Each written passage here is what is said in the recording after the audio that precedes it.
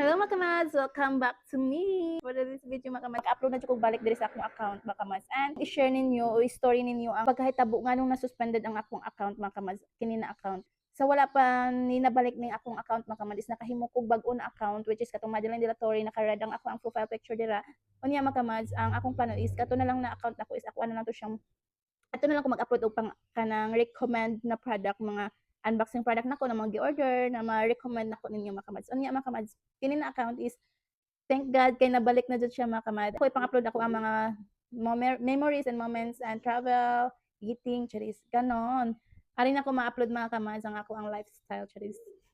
And for today's video mga kamad, story time. Ano na suspended ang ako ang kini na FB kay last na kong upload atong mga kamads kay pagkaon. Pagkaon na to siya mga kamads, ako ang last na upload. Pagkaon to na kana kra o kanang taong na butangan og harina, kini na pagkaon mga kamads, mao na siya. Kana na pagkaon ang akong gi-upload. Unya ako nang gi-captionan mga kamads og ulam sarap. Kana ra siya mga kamads, ulam sarap. Unya mga kamads, pagka human ako upload ato, din ako ka-open sa ako ang account. Tinga gani ko mga kamads, ganon din ako ka-open ja pag kuan ako mga kamads kay naa na siya nakabutang dito na suspended daw ang akong account kay naay violation, nakita na detect dito na violation mga kamads. Mao tong tinga jud ko nganong naing atutunag ako ra man gi wala man pud ko violations jud na kanang grabe kay tan-aw man pud ko kanunay sa ako ang your alerts mga kamads kung sa ako mga violations. Nako violations ato mga kamads, pero kanang dili siya kuan kay music rights ra unya mga kamads. Kato na violation, tulo to ka upload tulo to ka post nako na violation mga kamads kay puro mga music kuan lagi music anang rights ana dapat kanang kato kuno na music makig kanang tunga sa revenue ang tag-iya sa music kini mga kamads, mo ni siya ang mga na your alerts nako. And ato ko ana sa kuan mga kamads, ning tan-aw ko sa ako ang your alerts kini nakoy violation kining tulo ka violation mga kamads kay kining tulo ka violation ako mga kamads kay sa music rights lagi ni siya kanang magpatunga og revenue ang tag-iya sa music. Unya mga kini pag open nako ani na kanang account is naa dito nakita kini mga kamads, nakita ang profile na nakabutang dito sa ako ang dashboard mga kamads. Profile has some issues. We restricted your profile as a safety measure because your activity may not follow our rules. Ako ni siya gi-view details mga kamads. Pag view details nako, mao ni giingon actions we've taken impact on your profile or content. Nakabutang dira mga kamads kay duha pag June 5 mao ni mga kamads nahitabo ang ako ang profile na suspended pagka June 5 mao ni ang pag post pud nako sa pagkaon nakatong pagkaon na ako rang gibutangan og ulam sarap na caption mga kamads. Mao ni ang ilahang gikuan mga kamads na cyber security daw.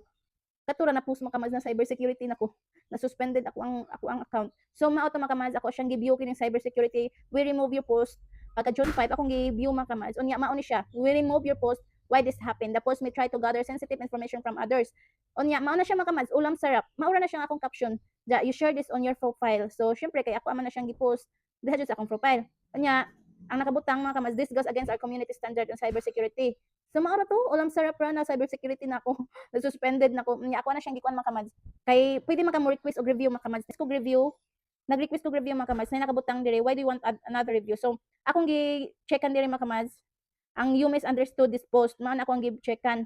And next is kining what should we know about your post. So maay nakabutang mga kamads. So ako ang gi-checkan, gi-bloat check message na ako kining it's not offensive in my region. So mao na ang akong blue check mga kamads. What we'll do, we'll update you within a few days. Case will be looked at again by our technology or reviewer. We'll use the additional info you give us to improve our system. We aim to respect your free expression while keeping the community safe. May nakabutang mga kamads.